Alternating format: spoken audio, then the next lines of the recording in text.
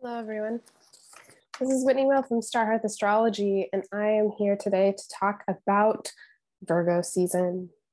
The sun goes into Virgo today, Monday, August 22nd, at about 8:30 p.m., 8:15 p.m. Pacific time. And that brings us into the part of the year with the sun in Virgo. So we're in the final season of summer or the final month of summer before we hit Libra season after the fall equinox. And we enter, the kind of ending cadence of the third quarter of the year. Although I think as we get into the transits, we'll see it's really the kind of beginning of the final third of the year. A lot of the stuff that begins in Virgo season takes the rest of the fall to get resolved, or at least Libra season to get resolved. We kind of set the stage for some other stuff. So to just kind of check in to where we are entering Virgo season, Leo season was hella dramatic. Right? I don't really know anyone that didn't have a dramatic time during Leo season. Did I say Libra?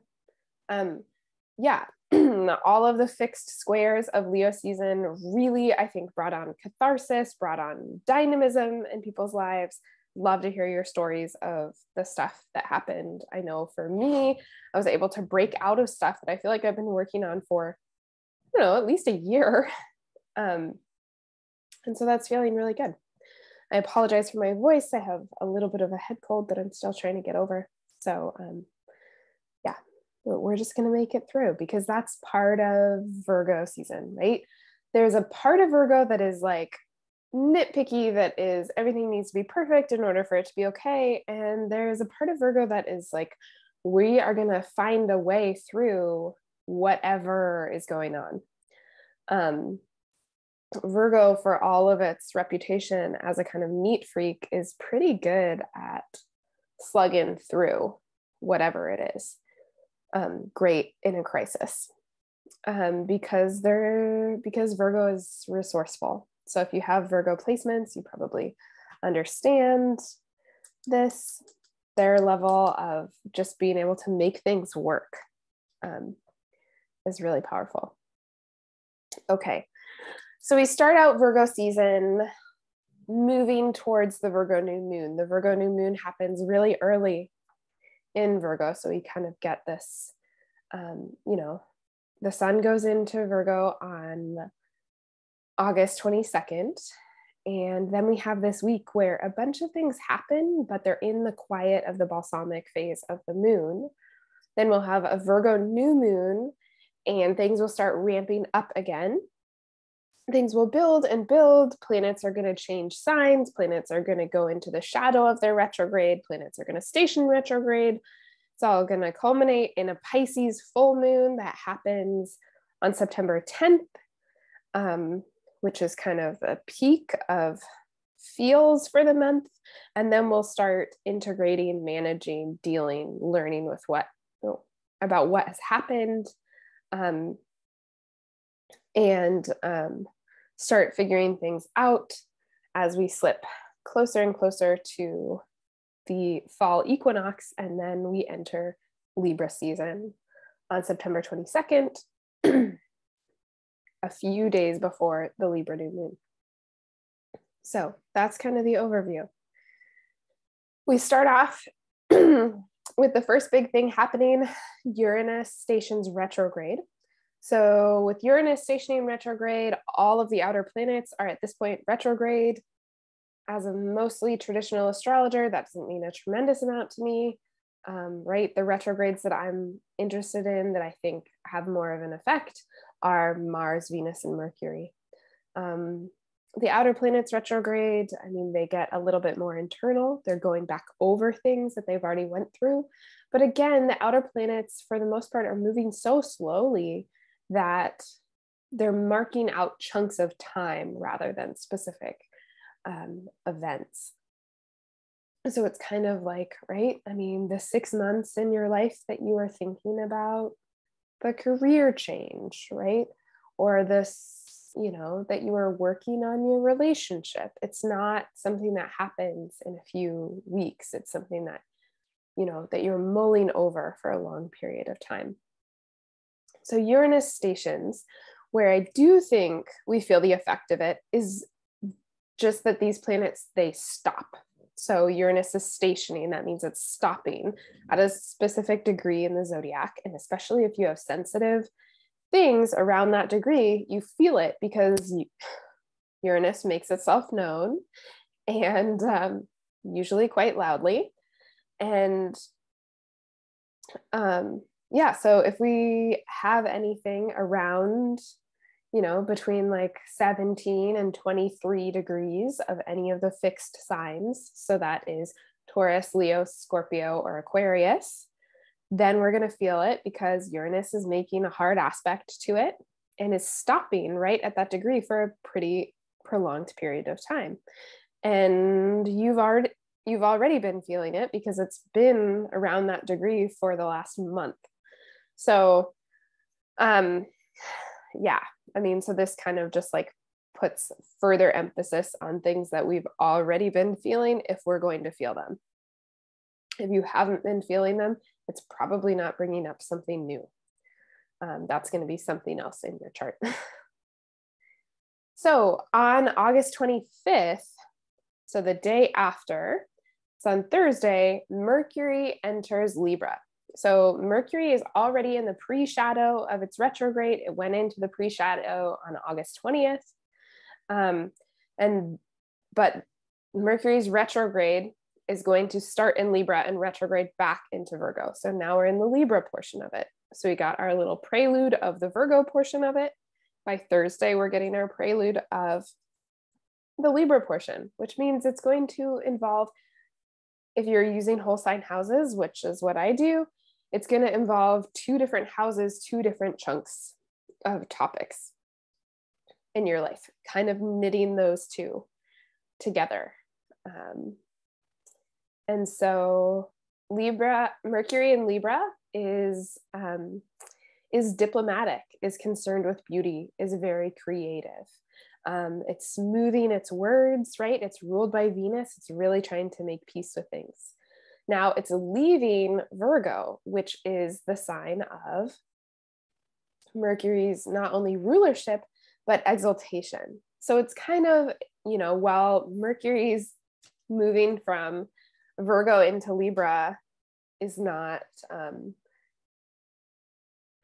it's not harsh, it's not traumatic, but it is Mercury going from the most empowered, the most kind of dexterous that it ever gets, into its role as the peacemaker and less of an engineer. So there's a little bit more social graces that happen with this, which can mean it's a better time for communicating, not quite as dexterous at figuring out the cause and analyzing things, which, I don't know, seems like a fine trade-off. On the 26th, we have Venus square Uranus. So that can introduce a lot of excitement into our relationships, into our appearance. Sometimes we get, sometimes it's trying out new things sexually, new things appearance-wise, just right, being able to have that Uranian bravery to make a move, stuff like that. I don't know. I mean, I think sometimes it shows up traumatically, but a lot of the times it's just adding some interest. We also have the Sun square Mars that day. And so this is where we've got a lot of energy coming into some action. And I think, Mars has now entered Gemini, where Mars is going to be for the next 7 months due to a retrograde.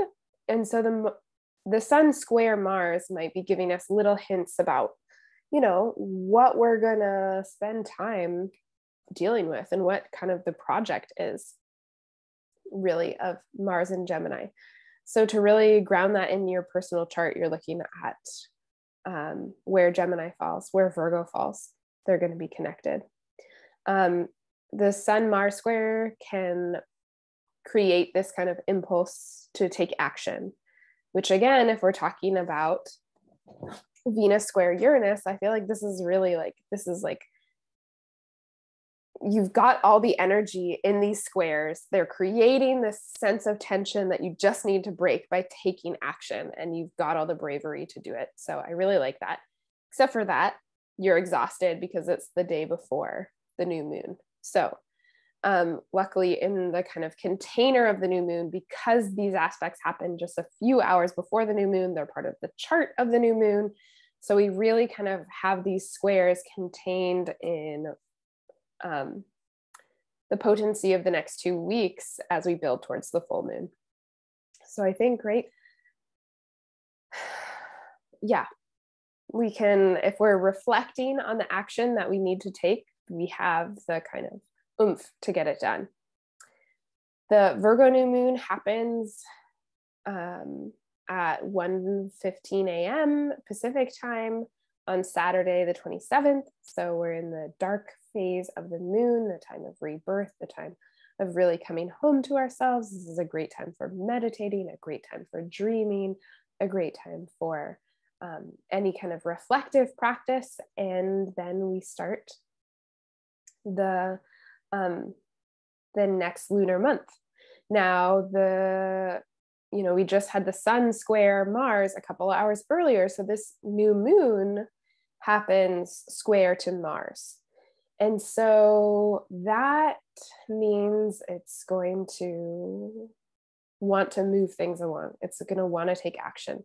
And now this is Mars in Gemini, which is a sign ruled by Mercury, and the new moon in Virgo, the other sign ruled by Mercury. So this has a lot to do with what we're thinking, what we're saying, how we're communicating, and really wanting to kind of get things right. And so, right, if Gemini presents all the options, Virgo's task is to sort through and find the best one. So we might have more anxiety in the next 2 weeks trying to choose the best option in the way forward. And I'm seeing that in this Virgo new moon square. Now on the 28th, we have Venus opposite Saturn. So this is the kind of, this is the second shoe dropping, right? The first shoe was a Venus square Uranus, being like, you know what, fuck it, I'm just going to do what I want to do. And then when you're waiting for the other shoe to drop, Venus opposite Saturn is, okay, what are the repercussions of that? What are the implications of that? If that's something that we really want to try and that's something that we really want to do, how do we do that in a responsible and structured way? And that is going to come through the aid of Saturn and the Saturn opposition. And, I don't know. I mean, I think there's a tragic way that Venus and Saturn can show up together, which is like, Saturn being like, you have to make a choice. I find that Venus-Saturn contact can really, really help us in making commitments and deciding what it is that we actually value. I really love Venus-Saturn. So while these can be painful, right? Saturn's a malefic because it creates problems because we have to make choices, and choices are necessarily not choosing something else. Seems good, right? We choose what matters to us, and that's how we grow into our lives. Okay. Then we fast forward a few days that are pretty quiet until September 2nd, which is when we get to Mercury opposite Jupiter. So Mercury opposite Jupiter is balancing, it's opposite the greater benefic. This is not necessarily a hard transit, even though it's an opposition. But Jupiter has been in boisterous Aries, being like, my way or the highway, like, yes, we're doing this, we're doing it all the way. And Mercury, right, in Libra is looking for the compromise. So that opposition is, do we need to change what we're so excited about doing because it doesn't actually work? We're actually going to get 3 of these. So this is the first one. But because Mercury is going to go retrograde, it is going to form 3 oppositions to Jupiter. So this is the first one. So as the pre-shadow one, right, we're looking at it, we're noticing themes, you know, take a few notes in your journal. And then, right, that'll really help us understand when we're seeing it again and again, what's going on here and what this means individually for us. And for some people, it will be nothing. Not every transit hits everyone. So there we go. And this one, you know, because it is Jupiter, like it might be, you know, we're really excited to go see a certain movie and then our partner wants to go see something else. And we have like, you know, a 15-minute kind of somewhat silly argument about, you know, the things that we're enthusiastic about, but we also care about what our partner wants. So it doesn't have to be more complicated than that. On September 3rd, Mars enters the shadow of its retrograde. Now, Mars is not going to go retrograde until October 25th. So we're going to be all the way, or no, October 30th. We're going to be all the way in Scorpio season by the time Mars actually turns retrograde. But this is the beginning of the shadow. Anya Katz and I are hosting a retrograde with intention workshop, ritual, container, sweet group of humans that are all going to practice together, that are going to go through this process of Mars retrograde in Gemini together. You can find more information about this and sign up on my website, and I will put the link in the description. So yeah, just like Mercury entering the shadow of its retrograde, Mars retrogrades are all about what's worth fighting for. How do you use your power? How do you take action? If you have been overly impulsive, Mars retrogrades often contain the lesson of where not to take action. So again, when it's entering the pre-shadow of its retrograde, we're noticing themes. So again, find Gemini in your chart. We're going to have a lot of energy in Gemini with this Mars retrograde. Then on September 4th, Venus enters Virgo. And Venus entering Virgo is a little bit like, you know, the princess becomes the servant. Venus in Leo is very regal, very dramatic, wants things to be pretty. She transitions into Virgo, the sign of her fall, right? It's opposite the sign of her exaltation, which is Pisces. In Virgo, right? Venus, which brings things together and glues things together, enters the hyper analytical sign of Virgo. And now how does she make everything fit? And what does she do while she's suffering a little bit? And this is really where I see the most painful expressions of Virgo perfectionism, is in Venus and Virgo.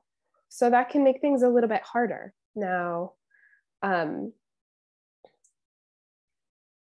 Venus is the ruler of Libra. So we have Mercury in Libra and we have Venus in Virgo. So they're technically in mutual reception, right? They're in each other's signs, but they're in signs that are right next to each other. So that's also called being in aversion. They don't make a major aspect between them, so they can't really see each other. So they're trying to help each other out, but they don't have any service where they are. So that kind of mitigates the mutual reception piece for them.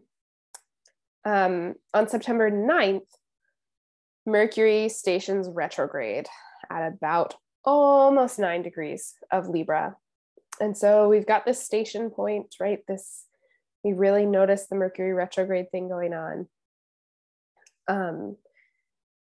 Yeah, if you have sensitive things at around 9 degrees of any of the cardinal signs, so that is Capricorn, Cancer, Libra, and Aries, it can be triggered by this Mercury station point. And by triggered, I mean the topics around those things come up to be addressed, to be reflected upon. The following day, we have a Pisces full moon at almost 18 degrees of Pisces. So the moon's in Pisces, the sun is in Virgo. We've got a full moon that's highlighting this space. Yeah, It's not a brutal lunation. There's not a ton going on. It's trying to, the sun in this lunation is trying to Uranus, which means the moon is sextile Uranus. So it's integrating some of those changes, right? It's about balance. Virgo thinking that everything has to be figured out, and Pisces being pretty chill about it not being figured out. But I think having Mercury stationing in the chart of the full moon shows us that the Mercury retrograde is probably going to feature pretty heavily over the course of the next 2 weeks. And I think we'll see that.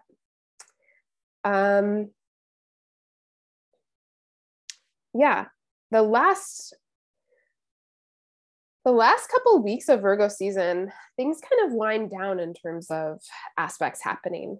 So on the 11th, we have the sun trine Uranus. Again, I mean, I think that's such an easy trine. No one is going to notice that. That's, Virgo trying to make it work with Taurus. They're both really practical. They're just figuring things out. Easy peasy. On the 16th, we have Venus square Mars. I think this is going to be a little bit more pinchy. Again, this is the tension between Gemini and Virgo. Gemini wants all the options. Virgo wants to figure out what is the best one to pick. And so Venus wants the best, and Mars is like, yay, everything. So that could be a little bit hectic, I think. And then we also have the sun opposite Neptune. And so the sun opposite Neptune can really drain us of energy. Now this is going to be happening right as we're entering the fourth quarter of the lunar month. So that could be part of it. It can feel like, oh gosh, the boundaries of myself are dissolving, not really sure which way is up. There can be issues of idealizing things or not. And just not really being able to see the path or understand the project that we're working on clearly with that Neptune involvement. On September 18th, we get our second of 3 Mercury-Jupiter oppositions. This one happens at 4 degrees of Libra. So again, right, as I talked about, this tension of, where our enthusiasm rubs against the compromise of needing to find balance in our relationships. And then on the 19th, we have Venus trine Uranus. So again, this is a really nice, easy, graceful, harmonious change in terms of, okay, something in my relationship, something in my appearance, something with my relationship with women needs to change. Uranus brings the insight into how to make that happen. Venus in Virgo figures out how to make it happen pretty easily. And then on the 22nd, the sun goes into Libra, and we are in Libra season. Shortly after that, as in a couple hours after that, the sun will conjoin Mercury for the Cazimi at the heart of its retrograde. And so we enter Libra season, we enter the fourth quarter of the year with this stunning moment of clarity of the sun together with Mercury at the midpoint of its retrograde. This is usually the point where the themes of the retrograde, we receive that kind of gem of understanding and we move forward with a clearer vision. So I think that's a really beautiful way to enter Libra season, to exit Virgo season. It's tricky, but it's not impossible. I wish you all the best, and I will be back in a month.